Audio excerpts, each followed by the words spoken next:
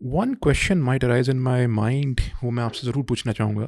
میں نے اس سے پہلے بھی آپ کی ویڈیوز کے بارے میں دیکھی تھی، میرے ذہن میں اسی وقت ہی کویشچن آیا تھا. And I wanted to ask you کہ why, what kind of perversion is that? کیسے کوئی مطلب ہم کوئی ایسا کام کرتے ہیں جس کا ہمیں کوئی فائدہ ہوتا ہے، ہم اس سے کچھ بینیفٹ حاصل کرتے ہیں.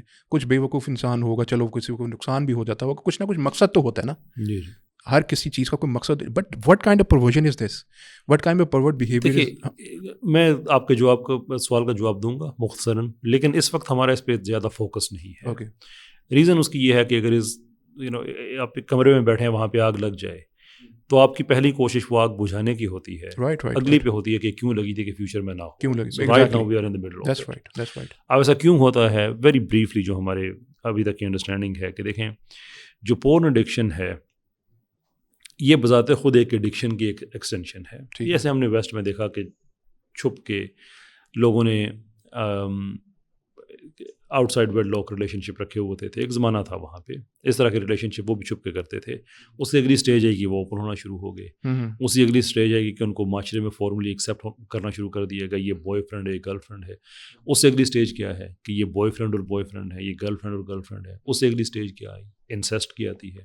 اس سے اگلی اسٹیج چائلڈ پورنوگرافی کی ہوتی ہے. اب یورپ کے کچھ ملکوں میں آلریڈی یہ کمپین اسٹارٹ ہو گئی ہیں کہ جو پیڈوفیلیا ہے اس کو ڈی کرمنلائز کر دیا جائے. اچھا، یہ شروع ہو گیا. جرمنی وغیرہ میں اس طرح کی کال شروع ہو گئی ہیں.